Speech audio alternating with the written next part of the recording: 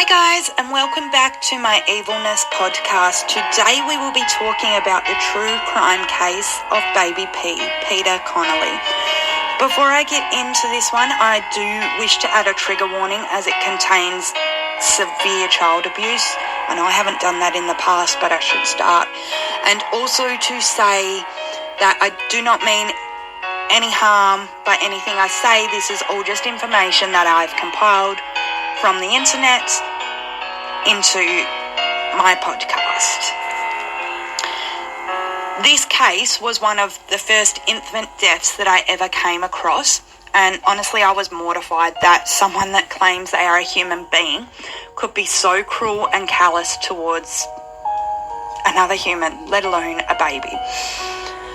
So Baby P, as he was known throughout his trial, was born on the 1st of March 2006 in Haringey, London. Tracy Connelly, Peter's mother, had been on the Child Protection Register since she was 11 years old. Her father was a pedophile and her mother was a drug addict. In June of 2006, Tracy meets a new man at the pub. On the 17th of July 2006, Peter's dad leaves their home in Haringey. On the 13th of October 2006, Peter is taken to the doctors with bruising to the side of his head. Tracy said that he fell. Somewhere between November and December of 2006, Tracy's 32-year-old boyfriend, Stephen Barker, moves into the family home.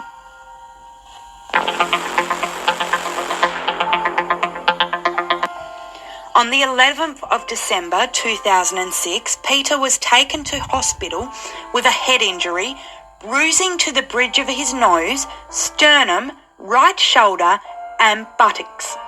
Tracy said he fell off a seat. It was at this point that Peter's case gets referred to social services, which is basically child protection.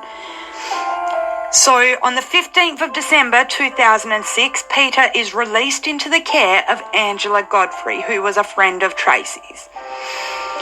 On the 19th of December 2006, Tracy and her mother are charged with child neglect and assault. On the 26th of January 2007, Peter is returned to Tracy's care, even though she is on bail for assaulting him. Peter had 60 visits from social workers who noted bruises and other injuries on Peter. They also noticed Peter hitting his head on chairs. What they did not know, though, was that the abuse that Peter was subject to at the hands of Stephen Barker, abuse that Tracy covered up and did nothing about.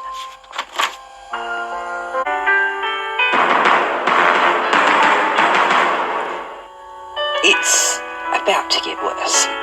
Just a warning. So Peter's dad, who cannot be named for legal reasons, once tried to kidnap Peter to save him from this hell, but Tracy called the police, who made his father give a screaming Peter back to Tracy. Stephen Barker would slice off Peter's fingertips with a knife and pull off his nails with pliers. Peter had been kicked with a shoe to his genital area. His windpipe had been pressed down so hard that it had turned blue. Barker would bite at Peter's head to try and train his dog, which were Rottweilers, to attack.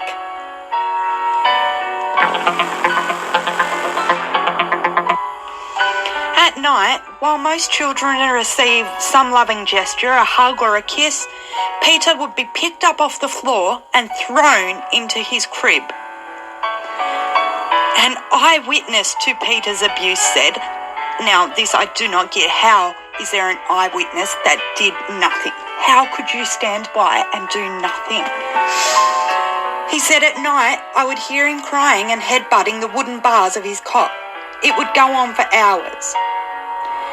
In the daytime, Barker would treat Peter like a rag doll, often throwing him from high up, about 6 feet, onto the ground. August the 1st of 2007, Peter is examined, but a full examination was not done because the doctor said that Peter was miserable and cranky. It was again noted that there were bruises on Peter. However, what the doctor did not know at this time was that Peter had broken ribs and a broken back, paralysing him from the waist down. This had occurred when Barker was playing with him, torturing him. A loud crack was heard throughout the house. Peter then let out a blood-curdling scream. Barker had snapped his spine into two. On the 3rd of August 2007, Peter was crying in his cot after being left soiled in urine and faeces for days. Barker said, "I'll sort it," went into the room, slammed the door shut behind him, and then Peter went silent. Peter had been punched in the face so hard that he had swallowed his bottom tooth. It was later found in his stomach. At 11:35 a.m, Tracy calls an ambulance. Peter was found in a blood-splattered cot. Peter was rushed to hospital, but he had already passed away.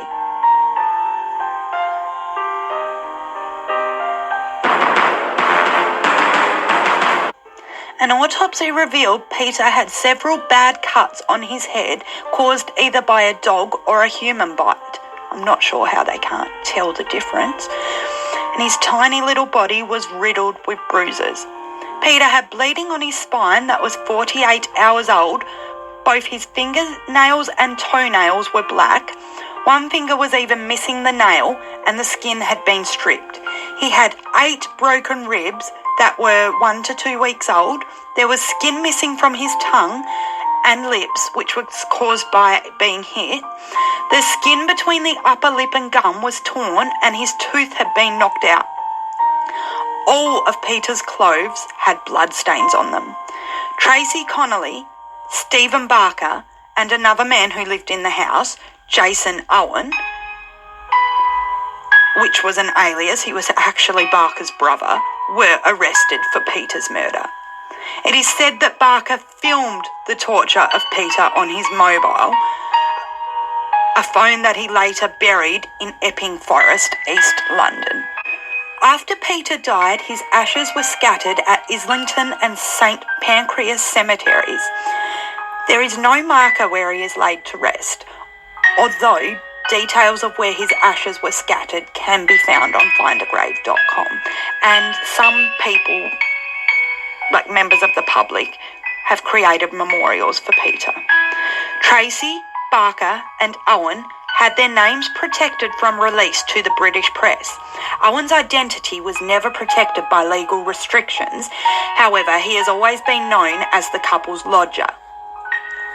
In April 2011, Barker was on trial for the rape of a 2-year-old girl, with Tracy Connelly close by him in the dock on charges of child cruelty.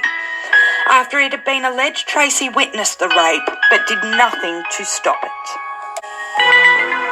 Tracy Connelly admitted to causing or allowing Peter's death soon after being arrested and charged, but she was in remand for at least a year before her sentencing in May of 2009. Her sentence was imprisonment for public protection, which is a minimum term which must be served before prisoners can be considered for release. The parole board must, when considering whether or not to release a prisoner, they must think about the nature of the crime, the prisoner's history, any progress made in prison, any statements that are made on their behalf, and any reports from any relevant professionals. Tracy was released in 2013 but returned to jail for breaching her bail conditions. She was selling indecent images of herself to perverts that were turned on by what she had done. How many fucking sick people are in this world? Now, Barker and Owen were convicted of the same offences. Barker was given a 12-year sentence for his major role in Peter's death, and Owens was jailed indefinitely with a 3-year minimum term. but after an appeal, that was changed to a 6-year minimum term. He was released in August 2011, but was returned to prison for breaching his bail conditions in 2013. Barker was found guilty of rape and Connelly was acquitted. However, their trial only went ahead after going to great lengths to ensure that the jury was unaware of their roles in Peter's death. The judge ordered a complete reporting ban, meaning that the media is forbidden to even refer to the trial, even existing until after its conclusion. It was also agreed in a legal first that they should be tried under aliases, Barker being Stephen Young and Tracy was Tracy Wilson. This ban was obeyed by newspapers and broadcast media outlets, but many websites did not, and pictures and details of Barker and Connelly have been readily accessible since the day that they were convicted. At the start of the trial, prosecution Bernard Richmond QC tried to have the rape case thrown out, saying that the social networking site Facebook had made the prospect of a fair trial impossible. He mentioned a number of groups on Facebook that named Barker and Connelly and said these groups had almost 1 million members, meaning there was a heightened risk that potential jurors would recognise the pair. At the end of the trial, the reporting restrictions were eased a little so that the case could be reported. However, there are some details of the case that will never be public knowledge. Barker got a life sentence for this rape conviction. Stephen Barker was the subject of a prison attack. I shouldn't laugh, but karma. It was reported that Barker sustained scalding to his face and arm after a fellow prisoner threw boiling water over him. The Sun newspaper reported Barker was scarred with a mix of sugar and boiling water, known in prison as napalm. The liquid sticks to the skin and it intensifies burns, but a spokesman for the Ministry of Justice confirmed a prisoner was treated for wounds, but said that sugar had not been used in the attack. A source told The Sun, "To say Barker is disliked is an understatement. He is reviled. The other inmates all hate him with a passion. When Barker came in here, everybody knew what he had done to baby P. Your card is marked if you have a crime against your name concerning children." After the attack, everyone was in good spirits, knowing that someone had hurt Barker. The guy who did it will be getting applauded everywhere he goes now. So that is it for the baby Peter Connelly case, and yeah, really chokes me up. It's awful, but we need to raise awareness on these sort of cases because it keeps happening. As sad and horrible as it is, it happens. And anyways, thank you guys so much for listening. I will try and get another one done really soon. I hope you have a great day. Take care.